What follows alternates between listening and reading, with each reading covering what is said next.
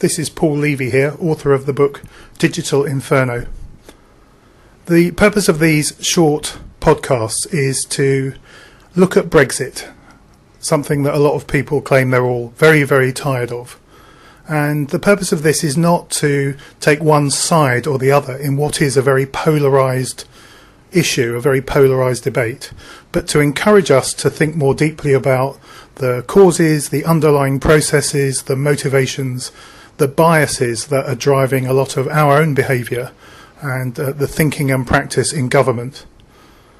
So the danger of this kind of podcast is that it will criticise both sides of the argument, not for being right or wrong, but for the consequences of the quality of argument, the quality of thinking that is leading, I believe, to a tiredness that is not helpful to anybody involved in this particular significant change for the United Kingdom, Europe and the rest of the world.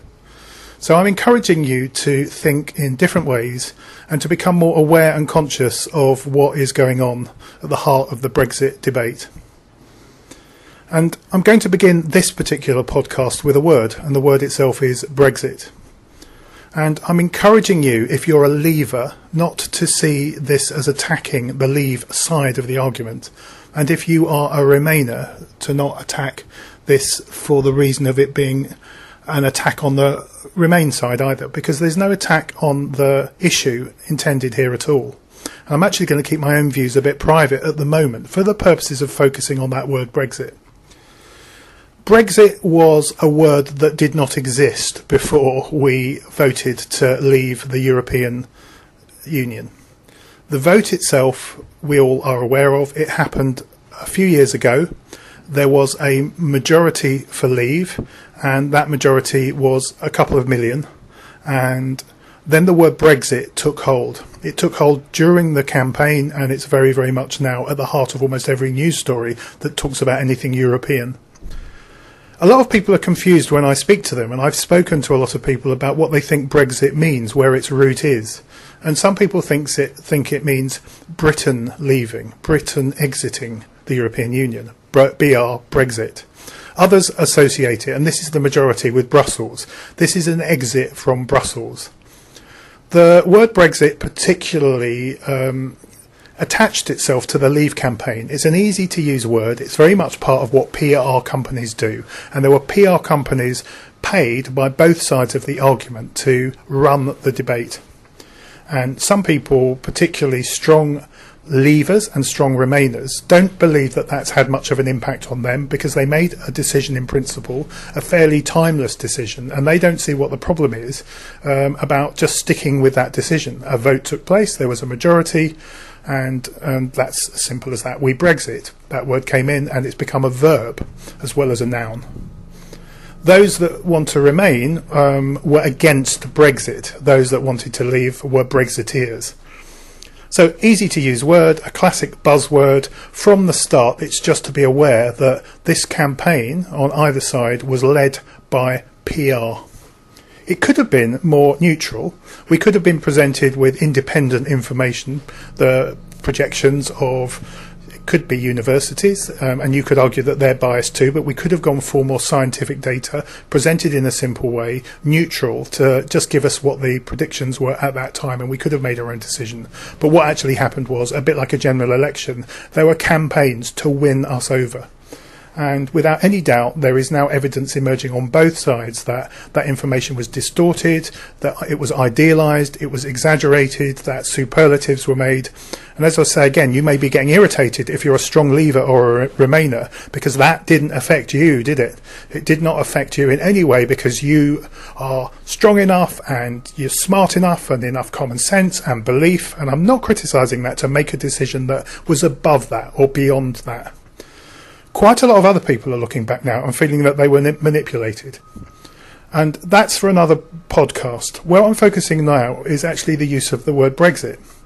In some ways, it's about exiting, it's about leaving, it's about ending a relationship.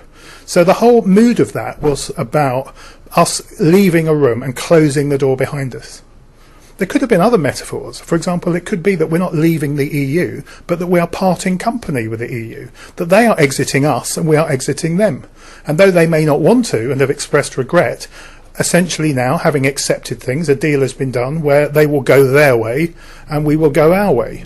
So Brexit was quite a dramatic word about us leaving, about us walking away. There's a sort of courage about it. It's already an emotionally value-laden word. It's not objective. It's not particularly chosen to be objective. It's chosen particularly to arouse emotions. And the thing about emotions and their subjectivity is that we may not be as objective as we think we are. And it's just worth considering that just notice, perhaps for the first time, that the word Brexit is a particularly chosen word.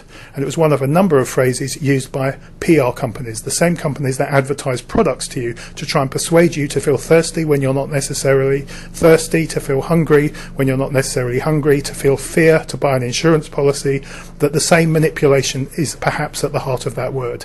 Innocent word, easy to remember? Perhaps some think so. My view is that when I look at it, whether you're a leaver or a remainer, that is not a neutral word. So there's the word Brexit, it's there, and actually a lot of people have become really annoyed with that word too. It will appear perhaps in a dictionary if it hasn't already done.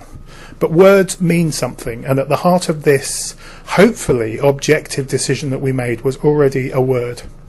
I invite you just to think about the impact that that word has had on you, whether it is an emotional reaction and whether it's just worth actually considering the fact that even if we Brexit, our island is still located here. It's just across the water from a continent of Europe. We will make deals. We will continue to trade. We will continue to share intelligence. We need each other is another expression that's used. And we're not actually exiting anywhere at all. We are shifting.